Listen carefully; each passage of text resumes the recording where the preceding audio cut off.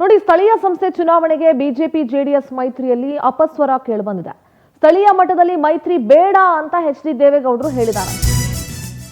ಜೆಡಿಎಸ್ನ ಬುದ್ಧಿ ಏನು ಅನ್ನೋದು ಪ್ರತಿಯೊಬ್ಬರಿಗೂ ಗೊತ್ತಿದೆ.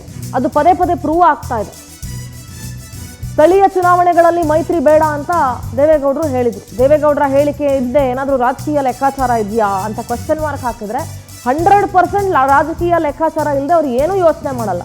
ಸ್ಥಳೀಯವಾಗಿ ಮೈತ್ರಿ ನಾಯಕರಲ್ಲಿ ಗೊಂದಲವಾದರೆ ಕಾಂಗ್ರೆಸ್ಗೆ ನೇರ ಲಾಭ ಆಗ್ಬಿಡುತ್ತೆ. ಮೈತ್ರಿಯಲ್ಲೇ ಮುಂದುವರೆದ್ರೆ ಟಿಕೆಟ್ ಹಂಚಿಕೆ ವೇಳೆ ಗೊಂದಲ ಆಗುತ್ತೆ. ಜೆಡಿಎಸ್ ಹಾಗೂ ಬಿಜೆಪಿ ಇಬ್ಬರ ನಡುವೆ ಟಿಕೆಟ್ಗಾಗಿ ಪೈಪೋಟಿ ಶುರುವಾಗುತ್ತೆ. ಯಾರಿಗೆ ಟಿಕೆಟ್ ಕೊಟ್ಟರು ಮತ್ತೊಬ್ರಿಗೆ ಬೇಸರ ಆಗುತ್ತೆ, ಅಸಮಾಧಾನಗಳಾಗುತ್ತೆ. ಆಗ ಟಿಕೆಟ್ ಕೈ ತಪ್ಪಿದವರು ಕಾಂಗ್ರೆಸ್ಗೆ ಹೋಗೋ ಸಾಧ್ಯತೆ ಇರುತ್ತೆ. ಅತ್ತ ಜೆಡಿಎಸ್ಗೂ ಇಲ್ಲ, ಈ ಕಡೆ ಬಿಜೆಪಿಗೂ ಇಲ್ಲ. ಲಾಭ ಕಾಂಗ್ರೆಸ್ಗೆ ಆಗ್ಬಿಡುತ್ತೆ. ಸ್ಥಳೀಯವಾಗಿ ಕಾರ್ಯಕರ್ತರಲ್ಲಿ ಗೊಂದಲ ಸೃಷ್ಟಿಯಾಗ್ಬಿಟ್ರೆ ಸಂಕಷ್ಟ ಆಗುತ್ತೆ.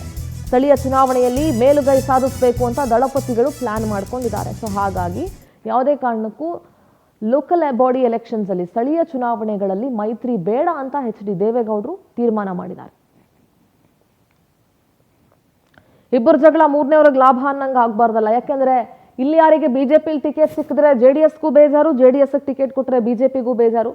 ಆಗ ಕಾಂಗ್ರೆಸ್ಗೆ ಲಾಭ ಆಗೋ ಸಾಧ್ಯತೆಗಳಿರುತ್ತೆ. ಹಾಗಾಗಿ ಸ್ಥಳೀಯ ಮಟ್ಟದಲ್ಲಿ ಮೈತ್ರಿ ಬೇಡ ಅಂತ ಎಚ್.ಡಿ. ದೇವೇಗೌಡರು ಹೇಳಿದ್ರು.